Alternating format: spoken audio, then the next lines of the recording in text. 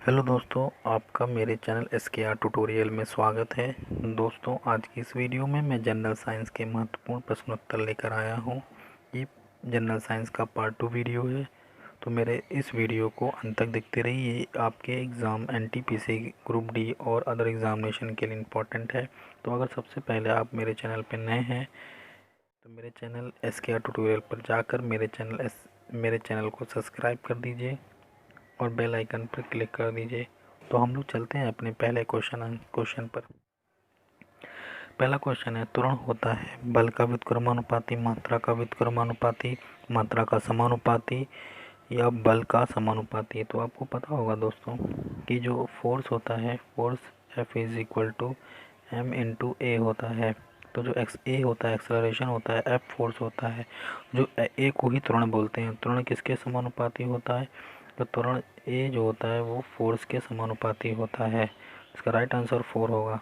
Next, यदि एक बर्तन में तैरती हुई बर्फ़ पिघलती है तो उस बर्तन में पानी का स्तर क्या होगा? पहला बढ़ता है, कोई परिवर्तन नहीं होता है, पहले बढ़ता है फिर घटता है, फिर चौथा घटता है। तो इसका राइट आंसर हो जाएगा कोई परिवर्तन नहीं होता है, क्योंकि जो पानी जो में भरा हुआ जो बर्फ़ होता है, डाला डूबा हुआ बर्फ़ होता है, वो जितना स्थान गिरता है उसी में जाके वो बर्फ़ पिघल कर उसी में भर जाती है। ये आर्किमिडीज प्रिंसिपल पर आधारित होता है। नेक्स्ट, किसी विद्युत परिपथ में फ्यूज किस में जुड़ा होता है? न्यूट्रल से सीरीज में, विद्युत में लाइव के समांतर, न्यूट्रल के समांतर, विद्युत में लाइव से सीरीज में। तो इसका राइट आंसर हो जाएगा विद्युत में लाइव सीरीज में जुड़ा रहता है। और जो फ्यूज़ होता है वो उसमें उच्च प्रतिरोधकता होनी चाहिए, उच्च प्रतिरोधकता होनी चाहिए और निम्न गलनांक होना चाहिए। निम्न गलनांक होना चाहिए। निम्न गलनांक होना चाहिए। नेक्स्ट, स्वचालित वाहनों में ध्रुवचलित ब्रेक किस सिद्धांत पर कार्य करता है? वाइज के सिद्धांत पर, पास्कल के सिद्धांत पर, आर्किमिडीज के सिद्धांत पर, बर्नौली के सिद्धांत पर। तो इसका राइट आंसर हो जाएगा पास्कल के सिद्धांत पर। नेक्स्ट, 1 नैनोमीटर कितने मीटर के तुल्य होता है? 10⁻³ 10⁻⁻6 10⁻⁻9 10⁻⁻12 नैनो मतलब 9, तो हो जाएगा 10⁻⁻9। नेक्स्ट, अपेक्षित घनत्व की इकाई क्या है?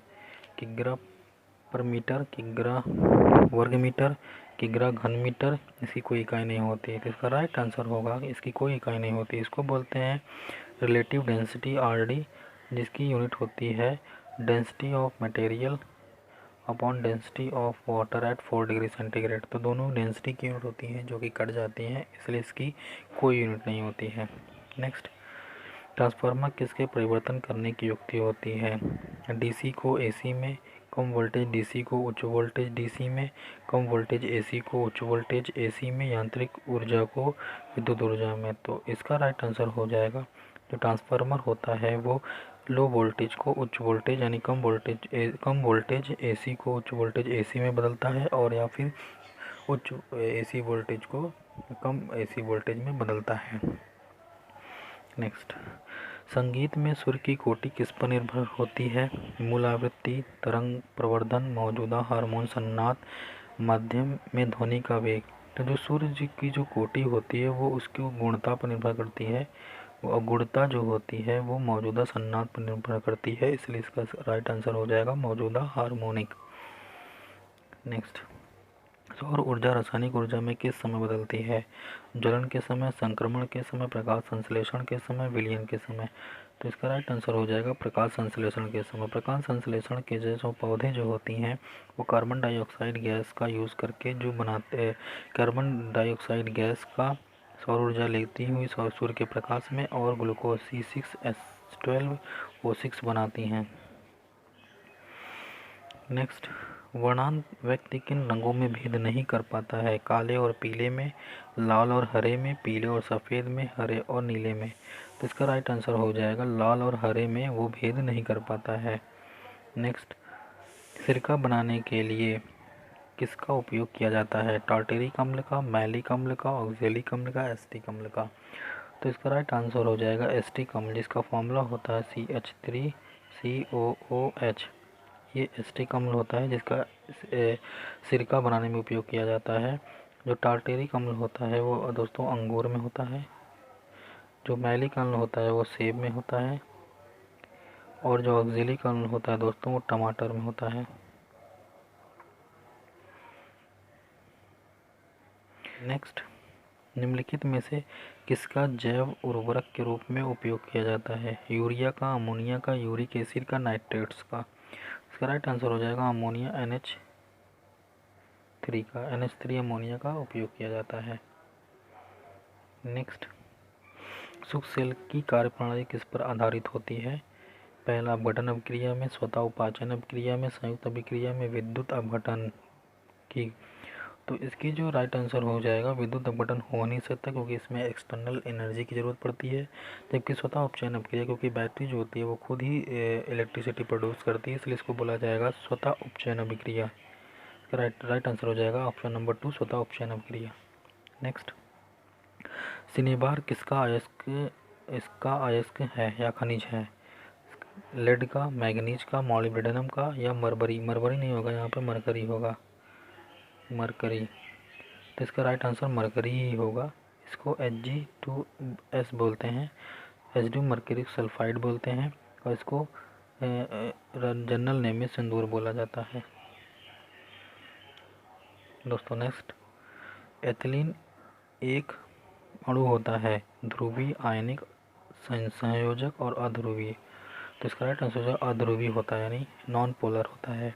इसका फॉर्मूला होता है एथिलीन का C2H4 एथिलीन का फॉर्मूला होता है। इसका यूज जो होता है वो पॉलीथीन बनाने में किया जाता है। नाभिकीय रिएक्टर की मूल प्रक्रिया क्या होती है? रेडियो सक्रियता, विखंडन, संलयन, कोई नहीं। तो जो नाभिकीय रिएक्टर होती है उसकी प्रक्रिया जो होती है वो विखंडन होती है। एक्चुअली में क्या होता है, नाभिकीय रिएक्टरों में हम कंट्रोल लेवल पर न्यूक्लियर विखंडन करा करके हम इलेक्ट्रिसिटी प्रोड्यूस करते हैं। यदि पानी से दुर्गंध आती है तो उस दुर्गंध को क्या मिलाकर दूर किया जा सकता है? फिटकरी, ब्लीच, सक्रिय चारकोल, सक्रिय नाइट्रोजन। तो इसका राइट आंसर हो जाएगा सक्रिय चारकोल, यानी एक्टिवेटेड कार्बन। एक्टिवेटेड कार्बन का यूज़ किया जाता है दुर्गंध हटाने के लिए। नेक्स्ट, ग्लाइकोल का प्रयोग किसके निर्माण के लिए किया जाता है? नायलॉन, कृत्रिम रेशे, टेरिलीन, रबड़। तो इसका राइट आंसर होगा टेरिलीन बनाने में किया जाता है ग्लाइकोल का यूज़। नेक्स्ट, शक्कर के किण्वन के दौरान कौन सा यौगिक हमेशा बनता है? मेथाइल अल्कोहल, एसिटिक अम्ल और एथिलीन। तो इसका राइट आंसर होगा एथाइल अल्कोहल, यानी C2H5OH। एथाइल अल्कोहल का फॉर्मूला होता है C2H5OH। नेक्स्ट, निम्नलिखित में किसका pH मान 7 है? शुद्ध जल, H2SO4, सोडियम कार्बोनेट और HCl। तो दोस्तों जो H2SO4 और HCl है वो एसिड होते हैं, और एसिड का जो pH होता है वो लेस देन 7 होता है। तो यहाँ पे बात किया जाए किसका pH मान 7 है, तो 7 जल का pH होता है, जल का pH 7 होता है। नेक्स्ट, राइबोफ्लेविन क्या है? विटामिन है, हार्मोन्स है, वसा है, एंजाइम है। तो इसका राइट आंसर हो जाएगा विटामिन है। इस विटामिन को B2 विटामिन कहते हैं। B2 जो होता है राइबोफ्लेविन होता है। नेक्स्ट, निम्नलिखित में से कौन सा एक कार्बोहाइड्रेट है? Urea, insulin, glycine, glucose.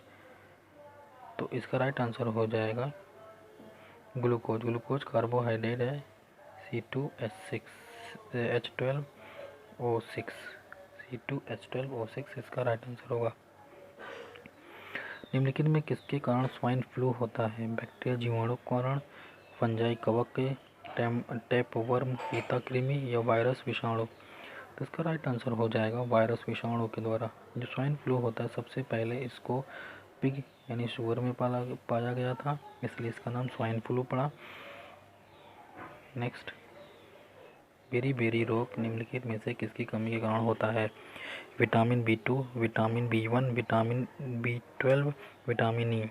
तो इसका राइट आंसर हो जाएगा विटामिन B1 की कमी के कारण बेरी बेरी होता है, और विटामिन ई की कमी के कारण नपुंसकता आती है। दिसंबर 1984 में भोपाल गैस आपदा निम्नलिखित में से किस गैस का रिसाव हुआ था? Methyl isocyanide, methyl isochlorate, methyl phosphate, methyl isopropate. तो इसका राइट आंसर हो जाएगा methyl isocyanide MIC, methyl isocyanide MIC। Next, मांसपेशी को हड्डी से जोड़ने वाली ऊतक को क्या कहते हैं? उपास्थि यानी स्नेह तंतु, लिगामेंट, टेंडन, अंतरकाशी द्रव।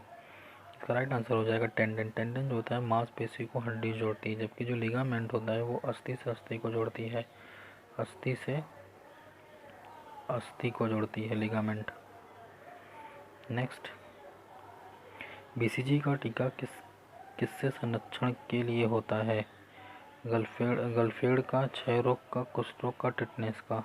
इसका राइट आंसर हो जाएगा क्षय रोग का। BCG का टीका क्षय रोग के लिए होता है, और क्षय रोग में आपका जो फेफड़ा होता है, फेफड़ा वो प्रभावित होता है, फेफड़ा अंग प्रभावित होता है। टिटनेस को हड्डी तोड़ बुखार बोलते हैं, हड्डी तोड़ बुखार बोलते हैं। नेक्स्ट, निम्नलिखित में कौन सा उत्सर्जन अंग नहीं है? उत्सर्जन अंग वो होते हैं जो कुछ न कुछ उत्सर्ज करते हैं, निकालते हैं, जैसे गुर्दा, कलेजा, फेफड़ा, प्लीहा। तो जो फेफड़ा होता है वो कार्बन डाइऑक्साइड गैस निकालता है। कलेजा जो होता है आपका जो विष होते हैं, जहर वगैरह होते हैं, या पित्ताशय वगैरह होता है उसको निकालते हैं। गुर्दा जो होता है आपके मल वगैरह को निकालता है, जबकि प्लीहा क्या करता है? प्लीहा कुछ नहीं करता, जबकि प्लीहा शुद्ध करता है रक्त को। तो इसका राइट आंसर उत्सर्जन अंग ये पीला नहीं है। कौन सा बैक्टीरिया निमोनिया रोग का कारण है? Bacilli, cocci, spirilli, vibrio. तो इसका राइट आंसर हो जाएगा कोकोई बैक्टीरिया से निमोनिया रोग होता है। निम्न में से कौन सा जल में घुलने वाला विटामिन है? A, C, K, D। तो दोस्तों इसका राइट आंसर हो जाएगा, एक चीज़ पहले जान लीजिए, जल में घुलनशील वाला बोला है, तो जो जल में घुलनशील वाले होते हैं वो BC होते हैं, केवल BC में देखिए इसमें ऑप्शन C दिया हुआ है, इसका राइट आंसर होगा। जबकि जो KEDA जो कीड़ा होता है, कीड़ा जो होता है वो वसा में घुल जाता है। तो आप ऐसे भी आ सकते हैं, जो कीड़ा है वसा में घुल जाता है, जबकि जो जल में घुलने वाला बचा BC वही जल में घुलता है। तो दोस्तों अगर मेरी वीडियो अच्छी लगी हो तो मेरे वीडियो को लाइक करिए, शेयर करिए, और प्लीज़ मेरे चैनल को सब्सक्राइब कर लीजिए। Thanks for watching my channel.